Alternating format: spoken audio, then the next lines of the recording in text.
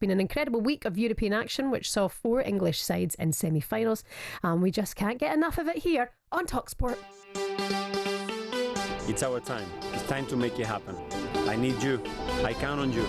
Let's make it happen. 4 minutes on the clock. Arsenal 0, Paris Saint-Germain 1. The Parisians' leading marksman, Ousmane Dembele, who has got their night off to a dream start. No matter which the other team, try to win every game. It's the only way to build a winner mentality. Chelsea on course for a club record 6th away win in succession in Europe. Jurgen 0, Chelsea 4. We definitely want to reward them for the support that they give us by creating something special, because the league hasn't been good enough. Stutters his run, rolls the ball Solanke into the bottom right hand corner, and Tottenham fans may just be booking their tickets to Bilbao. Nothing is going to save our season, but this can be huge, winning a trophy. Hoyland, backheel flick, Fernandes, it is 3.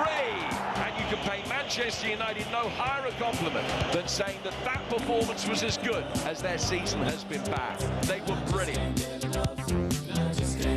I just can't get it. Has Ollie put that? Has Ollie put that in the script? Who's the biggest weirdo? Chris Eubank or Dean Saunders? In the script, who's weirder, Dean Saunders or Chris Eubank Senior? 81089. You can have your say on that this morning. Ollie, I'm a weirdo. Well, I was walking down the canal the other day. No, them boats. Ollie was sat on the step of his boat with a placard round his neck saying, "Please help." He said it could be you one day.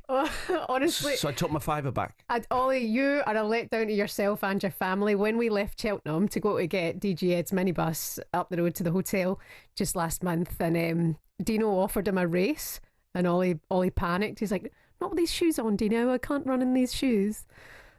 And you were calling him all kinds of obscenities. Well, he lives on a boat. Nothing wrong with that. No, I mean, it's not like a proper boat, like the owner of Abramovich. Not like one of them boats. He's in one of them boats that when the tide comes in, he's going in. Oh, producer Ollie, don't worry about it. Rise above it. Where is he, by the way? He's through the glass. He's right there. Oh, is he? Is he laughing? I hope he's laughing. No, he's got tissues. He started it. He's got tissues. He's very upset. A mixed week, by the way, for English sides in the Europa League and the Champions League. It started with disappointment as Mikel Arteta's Arsenal were beaten 1-0 at home to PSG on Tuesday. Meanwhile, yesterday, Chelsea hammered Djurgården 4-1 away from home. Spurs beat Bodø Glimt 3-1, and Bruno Fernandes starred in Manchester United's 3-0 hammering of Athletic Bilbao last night. United boss Ruben Amorim was asked after the game why his side can play so well in Europe but then underperform in the Prem. It's hard to explain. We improve in the last games. I don't look just to the results. We had some games that we won, that we didn't play well, and some games that we lost, but we played well. And sometimes you just need a little bit luck. If you imagine the first 30 minutes, they have chances to score. If they score, it's a different game. So we need to understand these moments. And when we score, we felt more free to play. So I know that is hard. It's a different competition. I know that is hard to understand, but sometimes it's the context, it's the way we see things. We can win this competition, and in Premier League we are just suffering after game. So and try to manage these both things with some injuries. Sometimes it's hard even for the players. Fair play to Manchester United and Amorim last night. I think to go to the host team, Athletic Club in Bilbao, and do them 3-0. Okay, club going down to 10 men, helped Manchester United's cause, but they played a good game. They performed well. Maguire was unbelievable, went prime Ronaldo. I think this could be their competition, and this is the one they can win, and it will definitely help.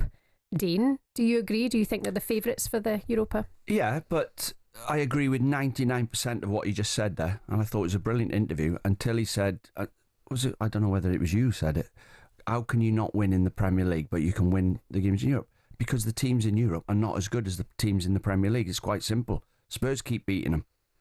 The teams in the Premier League this is the best league in the world, the biggest competition in the world, and now and again they'll play a team that they just roll over. But in the Premier League, every week, I've played abroad, and they set the league up that you play a good team, an average team, and then you play teams and you beat them 5-0 at a canter. You don't even have to put your foot down. So some of the teams they play, and I've never heard of. Honestly, not being disrespectful, but They should beat them. And some of the teams they're playing against wouldn't last in the Premier League. Yeah. So they don't get punished when they should get punished for mistakes. They score past goalkeepers who aren't very good. You know? It is mad that we're looking at 14th and 16th in the Premier League to win the Europa League to get Champions League football. I mean, it's a very interesting final. Great prize. If it's to happen that way. Yeah, and Chelsea the same. You know, Chelsea are just rolling teams over in Europe, aren't they? Some of the best players at Chelsea didn't even play in the start of the competition, and now he's playing a stronger team. But the teams they're up against, that's why, you know, when you think about all that, that's why the European Cup was the team that finished top of their league. Now it's getting watered down a bit with, we're going down to 5th, and you can get in the Champions League finishing 5th. So a lot of these teams that are in these competitions, it's just a watered down tournament for me. What do you think about Ruben Amorim? I mean, obviously the club are backing him. He is the man going forward, but winning a trophy now would certainly help. Just give that confidence boost to the team, to the side going on for next season, where they really have to start performing in the Premier League. Yeah, and you can't press in that formation, you know. That formation he plays, you can't press. They've always got an out ball. You've got wing backs. You're playing with wing backs, really. Yeah. So they get pushed back, whether it's Luke Shaw or on the other side, Maserati. That is the way he wants to play, though, specialist wing back but you positions. can't press. But when you play for Man United, Liverpool, Man City, Arsenal, you can't let the opposition have the ball at home. It's in your stadium. If you come to our stadium, you ain't going to have the ball. As soon as the goalkeeper walks behind the goal to get the ball, you ain't getting out your own 18-yard box. We're on top of you. We've got the best players, and you can't play at this pace. So Man United are going to struggle, because I try and count now. It takes them about 7 minutes before Højlund walks back into his own half. So they start the game off, like sort of pressing, and then they realise the opposition's got an out ball to their full-backs all the time, and then they sit back in the shape, and the stadium goes quiet at Old Trafford. Man United used to be Giggs in your face, Beckham in your face, Andy Cole and Dwight York in your face, Roy Keane and Ince in behind. You can't get out of your half with that group. You can press, but not in that shape you can't. Well, he needs that time, he needs that investment and backing, doesn't he, if he wants to get them playing the way he wants them to play. Just quickly on Arsenal, the 1-0 defeat PSG at the Emirates on Tuesday night. If Spurs go on to beat Bodø Glimt again and keep that lead in the second leg and go to a final, and Spurs win the final, say against Manchester United, have Spurs had a better season than Arsenal? No chance. Spurs of 16th. Are they in 16th in the league? Yeah. Isn't it the worst ever total? If Arsenal get knocked out of the semi-final of the Champions League by Real Madrid, right, that can happen. Even if you're even better than you are now, Arsenal, you can lose to Real Madrid. And Liverpool have lost 2 games all season, and they're right behind them.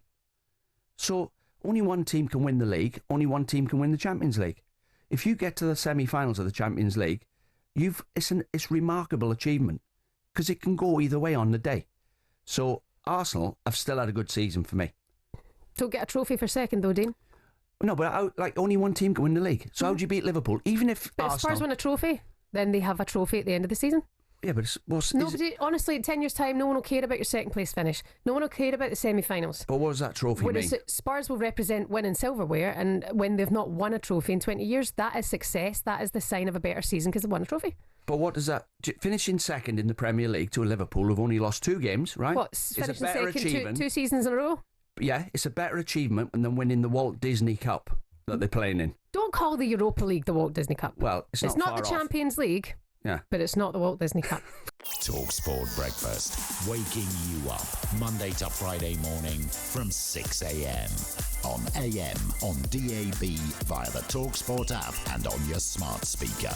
talkSPORT.